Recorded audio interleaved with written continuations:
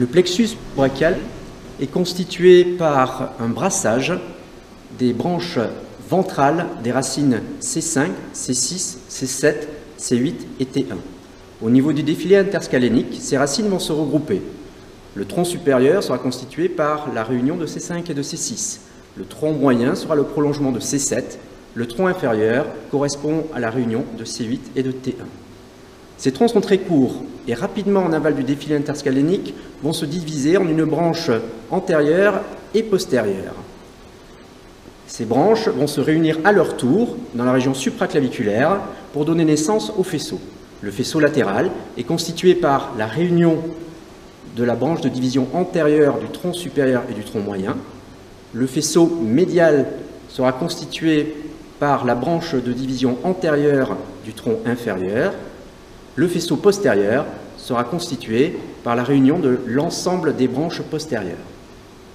Ces faisceaux vont cheminer dans le tunnel du petit pectoral, puis dans le creux axillaire, à nouveau se redistribuer pour donner les nerfs terminaux.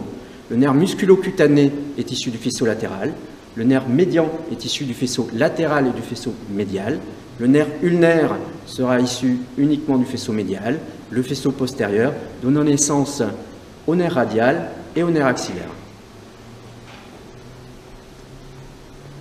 L'anatomie descriptive que je viens de vous traiter est soumise à de nombreuses variantes et n'est présente que dans 50 à 75% des cas. Nous allons maintenant passer à l'anatomie topographique qui est indispensable à la compréhension de l'imagerie en coupe et notamment de l'échographie, avec 5 zones d'intérêt. La première zone d'intérêt que je vais vous traiter, c'est la région paraforaminale. Les apophyses transverses que vous voyez ici, de C5 et de C6, ont une forme très particulière, décrite par Martinoli et Bianchi, avec un aspect en U, un processus antérieur, un processus postérieur, entre lesquels les racines vont se placer. À partir de C7, c'est différent, puisqu'on n'a qu'un processus postérieur, volumineux, en avant duquel la racine C7 va cheminer. Deuxième zone d'intérêt, le défilé interscalénique, compris entre le scalène antérieur en avant et le scalène moyen en arrière.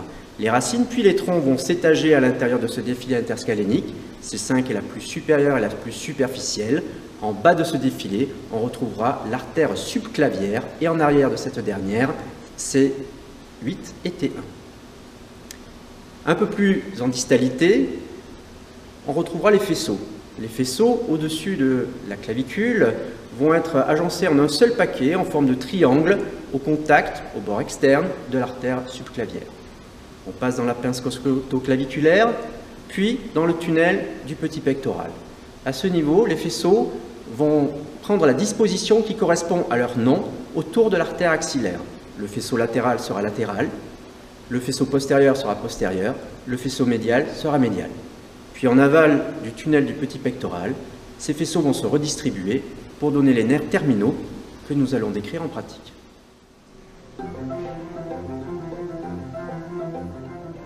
Je vous propose une méthode simplifiée d'exploration du plexus brachial en débutant dans le cursus claviculaire. Alors la clavicule est très facile à repérer, même chez les gens forts. Ici, sous la forme de ce relief, vous positionnez votre sonde dans ce creux et vous obtenez assez facilement ce type d'image où vous pouvez voir ici l'artère sous-clavière qui bat en superficie du dôme pleural. Vous remarquez ici la première côte et toutes les structures arrondies que vous voyez ici regroupées correspondent au faisceau. Alors il est difficile de les individualiser. Le faisceau latéral est de topographie plutôt antérieure, le postérieur de topographie plutôt latérale à ce niveau et le faisceau médial est de topographie plutôt postérieure. À partir de la coupe de référence dans le cursus claviculaire, on peut, selon la technique du téléphérique, suivre les structures nerveuses de cette façon et on arrive rapidement au niveau du défilé interscalénique constitué par le scalène antérieur ici et le scalène moyen ici. Vous voyez que les racines vont s'étager au niveau du défilé de la superficie vers la profondeur. C5 est la plus superficielle, puis on aura C6, C7, C8 et T1 plus difficile à voir en profondeur. On va maintenant suivre C5, toujours avec la technique du téléphérique et se rapprocher du rachis. Donc voici C5, et elle vient se positionner au contact de l'apophyse transverse de la vertèbre correspondante, avec une forme très particulière de cette apophyse en forme de U, un processus antérieur et un processus postérieur. On translate verticalement, et là cette fois-ci on va tomber sur C6, et qui se positionne au contact de son apophyse transverse, également bifide, processus antérieur, processus postérieur. Pour C7, c'est différent, avec une vertèbre qui a un seul processus postérieur au niveau de son apophyse transverse, et la racine C7 qui vient se positionner ici en avant. Si on glisse encore plus distalement, on peut, dans les cas favorables, arriver à voir C8 et T1 directement au contact du corps vertébral de T1.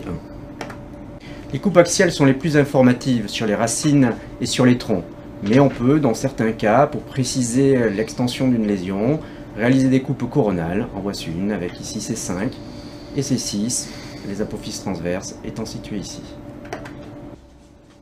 On va refaire un passage sur le plexus brachial, cette fois-ci en descendant. Donc on repère la racine C5 au niveau de son apophyse transverse. On va suivre cette racine C5 qui devient, C6 est ici, qui devient la plus superficielle du plexus.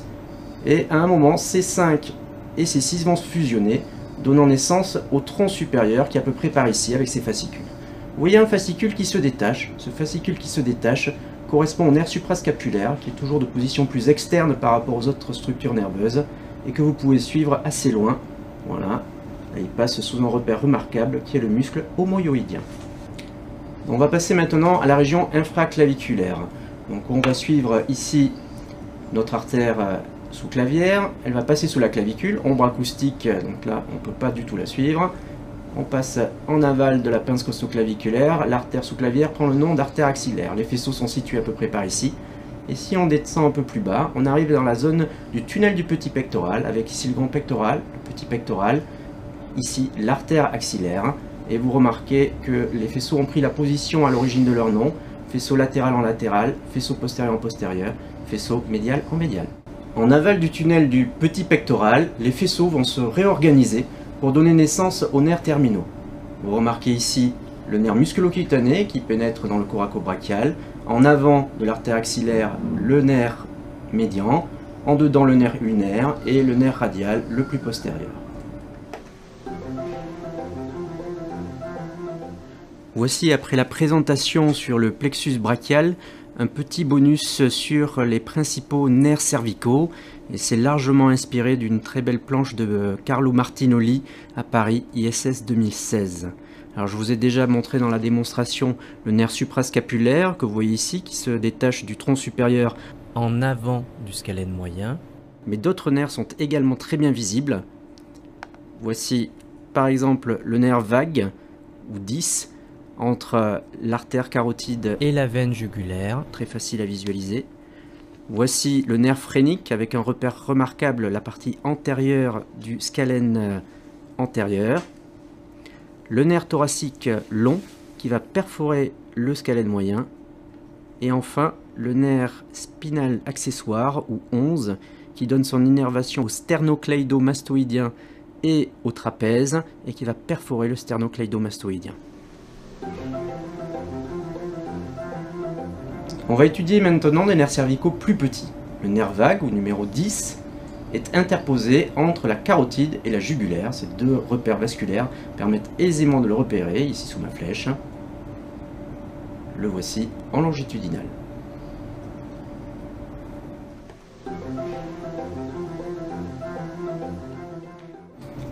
Je vais vous montrer maintenant le nerf phrénique, issu de ces quatre, qui émerge du défilé interscalénique et qui va décrire un demi-cercle ici, à la partie superficielle et antérieure du scalène antérieur. Vous voyez, on arrive à le suivre relativement loin.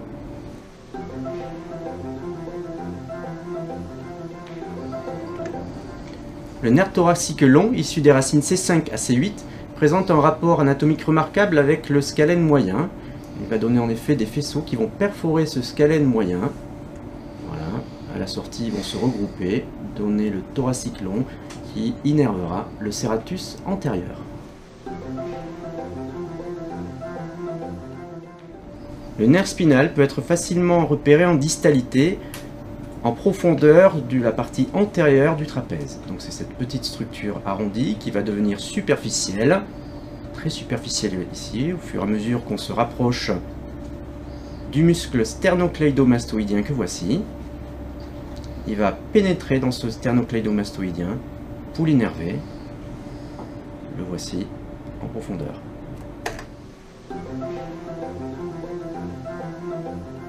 Voici un exemple de pathologie du plexus brachial chez cette patiente d'une trentaine d'années avec déficit du membre supérieur gauche suite à une plaie par arme blanche.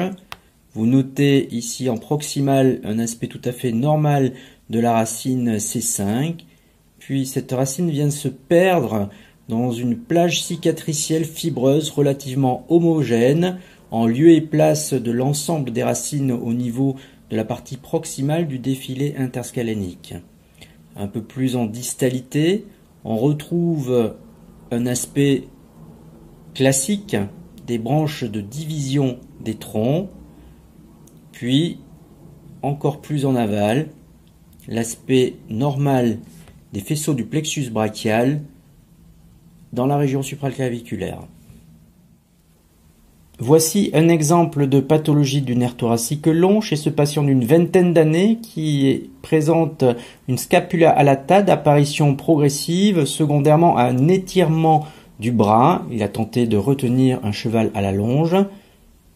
Donc nous voici dans le défilé intertalénique tel que je vous l'ai montré auparavant. Vous remarquez qu'à la partie moyenne de ce défilé, un petit nerf vient pénétrer dans le scalène moyen. Ce petit nerf correspond au thoracique long. À son émergence du scalène moyen, il est franchement épaissi, à la fois dans ce plan axial et dans ce plan sagittal.